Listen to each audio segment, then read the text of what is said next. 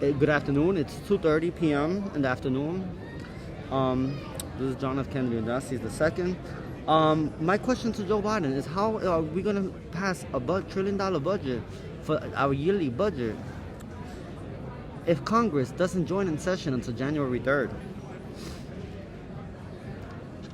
And 12, 13, 14, 15, in less than before the 16 is your 47-day extension of whatever's left over money to pay our vendors, to fill our stockpile, to pay our military, to pay our federal government local and federal workers, our law enforcement agencies, our FBI, our CIA, our Secret Service, which will be taking a strike because we don't have money for gasoline for your security in New York City. You need it. I was a witness. I saw with my own eyes.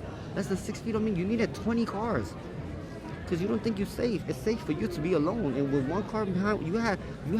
I saw Clinton when he came to the Bronx and it wasn't that bad. You had like your parade of cars.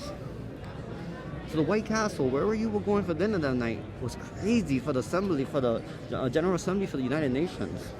So I would be bypassing the unofficial president, Joseph Robinette Biden, on January 3rd. I would be asking Congress to pass the Prisoners' Right to Vote Act. Prisoners have accepted fault for their mistakes and accept the over-exaggerated prison times they are given by the verdicts of our judges and the justice system of America. They have learned their lesson the day of their verdict and their sentencing. They will be part of our community in the future. They have so much time to reflect and meditate and pray and watch the news. And they have a right to choose who is our president every 4 years.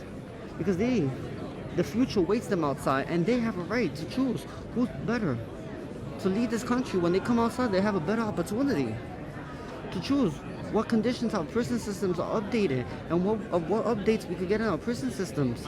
Free phones, better food, better environments, better treatment, more internet time, better beds, better facilities. They have a right to choose their destiny. We are not the only ones that hold the key to their future. They should hold the key to their kingdom as well. Remember, we live in the royal monarchy, and the British founded this nation. I am royalty, but we're all royalty. That's part of the royal kingdom. I'm hierarchy, but we're all royalty. Even the prisoners are royalty.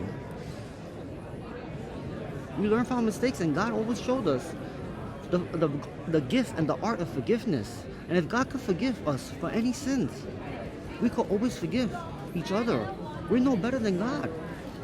The destiny and the right to forgive everybody. They committed their mistakes and they know they committed their mistakes. But they have families out there. They work at one point. They pay taxes. They went to schools in this place. They have parents. They have families. They have their own families and their own people. And they've contributed to society too, so they have the right to vote. If women have the right to vote, and they commit mistakes all the time and they don't see through to the future, these prisoners, women and men, commit mistakes as well. And we don't lock up our women, incarcerate our wives and girlfriends and mothers just because they make mistakes. We still let them vote. So why not let our prisoners vote? In Puerto Rico, we let our prisoners vote. And it's a very, very, very good thing, because sometimes it deliberates who is the winner of our general elections, of our elected officials. We wait for that prison vote, and it's very determined.